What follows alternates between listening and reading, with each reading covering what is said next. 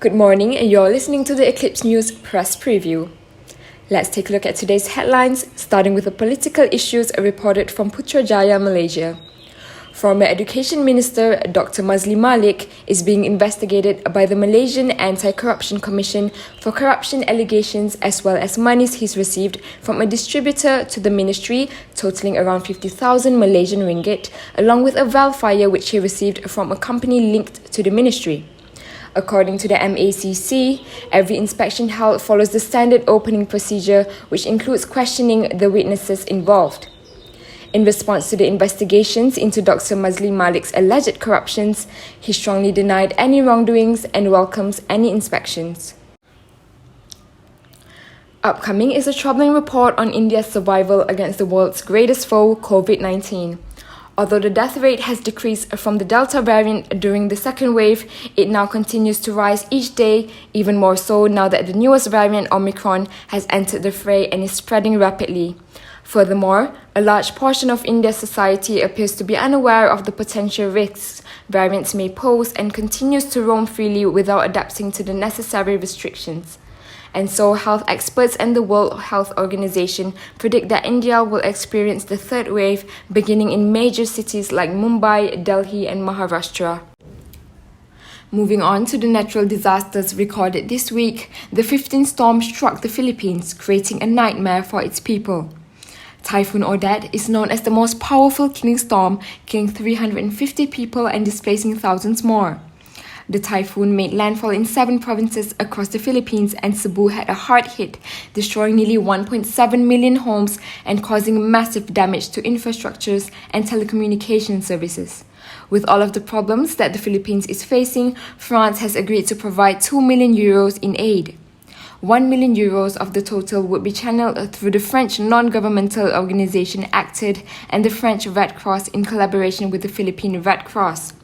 The funds will be used to rebuild houses, with the remaining 1 million euros going to the World Food Programme and the United Nations Children's Fund. The US has also announced an additional $19 million in aid.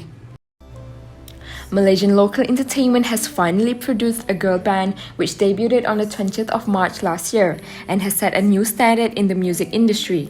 During the pandemic, the 4 girls known as Dolla captured the attention of citizens with their debut song Impikan. Dolla was featured on the Times Square billboard in New York City last September as part of Spotify's Equal program. Despite receiving a lot of critics for resembling Blackpink, Dolla has proven that they are capable of bringing change to their homeland music fans. And according to the group leader, Sabronzo states, "There are 2 dimensions of our personality. We have feminine characteristics, but we also work hard to achieve our goals."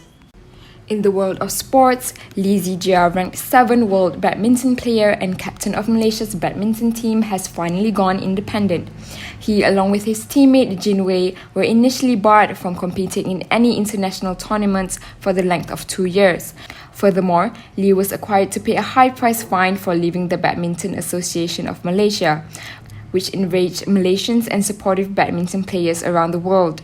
People rushed to sign petitions and distribute other forms of assistance. According to Lee, after a meeting with BAM President Tan Sri Noza Zakaria, the player wrote on Instagram that the issue is now resolved and that he has been given permission to resume his professional career immediately. While Malaysia not only qualifies for the Winter Olympics this year for the second time around, Malaysia can proudly announce that 2 of their Olympians have qualified for the Games, including the first Malaysian female Winter Olympian, 17-year-old Arwin Salihuddin, along with our beloved second-timer Olympian Jeffrey Webb.